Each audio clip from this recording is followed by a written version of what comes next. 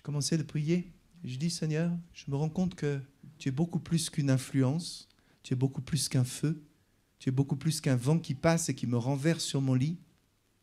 Tu es beaucoup plus qu'une puissance efficace pour guérir les malades. J'avais commencé de faire l'expérience de la puissance de Dieu qui passe par mes mains pour guérir, pour toucher, pour remplir quelqu'un d'autre. Et Dieu m'a arrêté par une série d'interpellations successives, pas en une fois, mais il m'a arrêté pour me faire prendre conscience jusqu'à un moment bien déterminé où j'ai pris conscience que Dieu était une personne, beaucoup plus que ça. Et quand j'ai regardé à Jésus, Jésus m'a dit « Coucou, je suis loin, je suis là-haut, parce que je suis remonté au ciel, c'est l'ascension. Dans son corps, il est remonté au ciel. » Il m'a parlé à nouveau, il m'a dit « Coucou, je suis loin, mais tu n'as pas conscience que je suis proche. » Je dis « Comment ça, tu es proche ?» Je dis « Oui, avant de partir, je suis resté. » Il n'y a qu'un homme comme Jésus-Christ de Nazareth qui peut te dire ce genre de choses et que ce soit vrai et que ça ait du sens. Je suis resté avant de partir. Si tu essayes d'analyser ça avec ta tête, tu ne comprendras rien. Il est resté avant de partir. Ou il est parti pour rester. C'est là tout le sens de la personne du Saint-Esprit. Et là, j'ai commencé de m'approcher de Dieu, pas seulement comme une personne qui me touche, qui m'habite, comme la nature de Dieu en moi, mais comme quelqu'un que je dois honorer, respecter, et avec qui je peux échanger directement. Et ce jour-là, j'ai dit au Saint-Esprit, je veux te rencontrer. Saint-Esprit, je ne veux pas ton influence dans mon corps, je ne veux pas ton impact dans ma vie seulement, je ne veux pas seulement que tu aies accès à ma bouche, je veux te rencontrer, je te respecte, je t'honore. Je veux te rencontrer. Si Jésus t'a envoyé vers moi, alors, si je n'ai jamais pris la peine de te rencontrer, j'ai fait une grave erreur.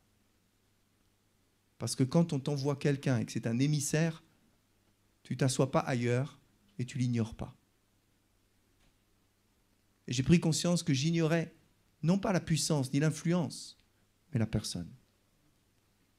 Que j'avais ignoré la personne et que c'était à mon désavantage parce qu'il avait dit que l'avantage serait d'être avec lui.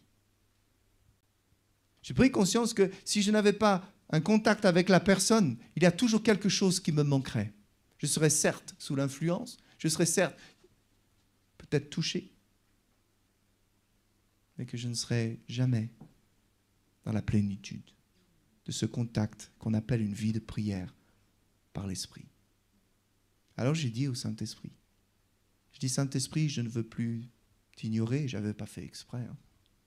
Je ne veux pas t'ignorer, je veux t'inviter, je veux t'accueillir, mais surtout je veux te rencontrer. Toi qui as été envoyé par Jésus, tu es où? Tu fais quoi? C'est quoi ton rôle? Et j'ai passé des heures et des heures à étudier le rôle du Saint-Esprit dans la Bible. À tel point qu'il est devenu tellement vrai que je ne peux plus me passer de son influence. Des heures, il est celui qui vous conduira dans toute la vérité. Il est l'esprit d'adoption. Donc si tu connais le Saint-Esprit, tu n'es plus orphelin. Il est celui qui te rappellera les choses que Jésus a dites. Lorsque le Saint-Esprit vient, il se passe quelque chose de nouveau. Et ce jour-là, j'étais sur un autre continent, je faisais mes études, et j'ai pris conscience que c'était l'heure pour moi de rencontrer le Saint-Esprit. J'ai pris conscience que si ma vie de prière devait décoller, si elle devait s'approfondir, si elle devait venir conforme, si elle devait se mettre en conformité avec ce que Jésus avait vécu, il fallait que je fasse la part belle à celui qu'il m'avait envoyé pour me soutenir, pour me permettre de le vivre. Parce que, encore une fois, je luttais, je continuais de lutter. Je continuais d'essayer, je continuais de bagarrer, je continuais d'essayer de faire par mes propres forces. Lorsque le Saint-Esprit est venu, j'ai dit, Saint-Esprit, je suis prêt à te rencontrer. Je ne sais pas combien de temps ça a duré. Peut-être quelques minutes, peut-être quelques quelques longues minutes, peut-être 1 heure, je ne sais plus. Mais ce n'est pas important. Et soudain, j'ai senti une présence entrer dans la pièce. J'ai su que ce n'était pas Jésus parce que je l'avais déjà rencontré. Mais en même temps, j'ai su que c'était Jésus parce que c'est l'Esprit de Jésus. Donc c'est la même personne. Comme l'eau peut prendre la forme de la glace, de la vapeur et de l'eau. Mais c'était le même Dieu. Il est entré dans la pièce. Et il s'est positionné. J'étais ici. Et il s'est positionné au fond, à gauche dans un coin. Je m'attendais à ce que toute la pièce, qu'il prenne toute la pièce et qu'il n'y ait plus de place. Je m'attendais à ce qu'il se positionne face à moi. Je m'attendais à ce qu'il se positionne, qu'il me regarde.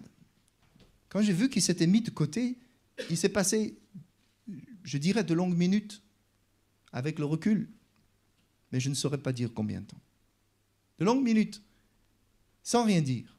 Mais j'ai su qu'il était entré dans la pièce parce que je l'avais invité en personne. Jamais personne ne me convaincra que le Saint-Esprit n'était pas là. Parce que le résultat, je le connais aujourd'hui, des années après. Je suis resté en relation avec lui. Et je sais exactement ce qu'il a fait et ce que je lui dois pour connaître Christ. Il est entré. Je te témoigne de ces choses, pas pour te dire que Dieu va le faire de la même chose exactement pour toi, mais pour te parler de la dimension de la prière. Qu'est-ce que c'est ? De longues minutes et soudain j'entends des sanglots. Mais comme quand tu es chez toi, tes volets sont fermés et que tu entends un moteur de voiture très loin, très loin. Tu sais qu'il y a une voiture au loin, mais ce n'est pas trop perturbant. Tu entends juste le son de loin. Et là, le son a commencé de s'intensifier comme s'il se rapprochait. Or, le Saint-Esprit, la forme, la personne ne bougeait pas. Je ne peux pas dire que j'ai vu ses yeux, je ne peux pas dire que j'ai vu son corps. Je peux dire qu'il était là seulement. Et les sanglots se sont rapprochés. Ce qui étaient des simples pleurs lointains sont devenus des sanglots. Et à 3 reprises, j'ai posé la question, Saint-Esprit, est-ce que c'est toi qui pleures ? Pas de réponse. Mais dans l'esprit, quand il n'y a pas de réponse, parfois c'est une réponse. Même si tu n'as pas non ni oui, j'ai commencé de comprendre, de sentir dans mon esprit, dans cette expérience spirituelle, que c'était oui en fait. Que c'était lui qui pleurait. Saint-Esprit, c'est toi qui pleures ? Et il était attristé. Je savais très bien que la Bible dit que Dieu peut être attristé. Beaucoup considèrent Dieu comme si c'était une machine qui est tout le temps pareille, qui ne change jamais, qui est toujours réglée de la même façon.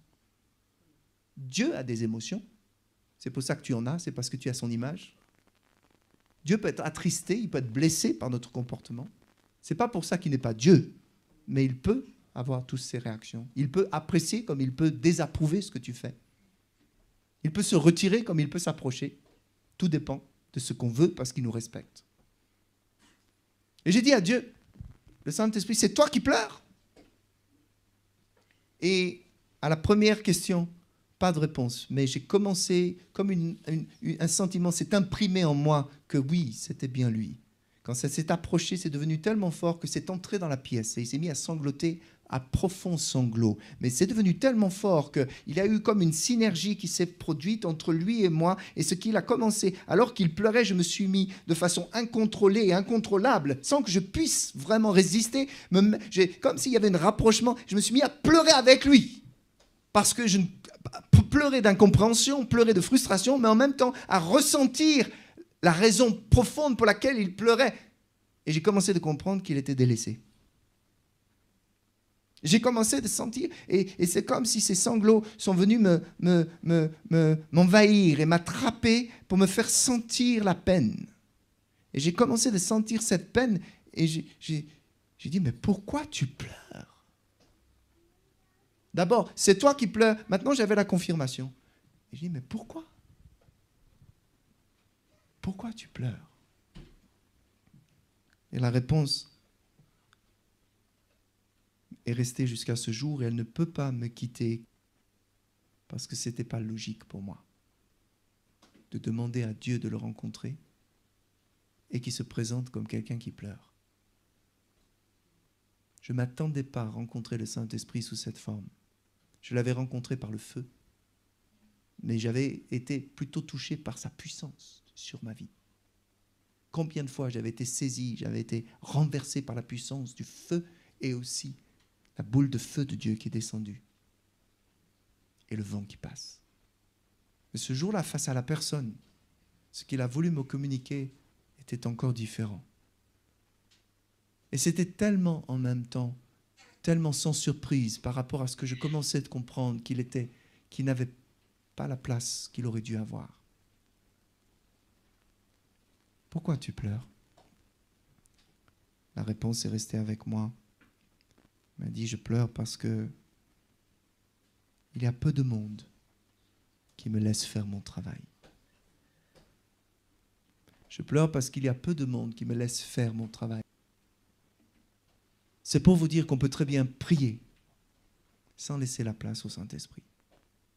Qu'on peut très bien chercher Dieu sans être dans l'eau. Qu'on peut très bien lutter et même servir Dieu sans laisser à Dieu la place qui est la sienne, parce qu'il veut jouer son rôle pour conduire notre vie et de prière.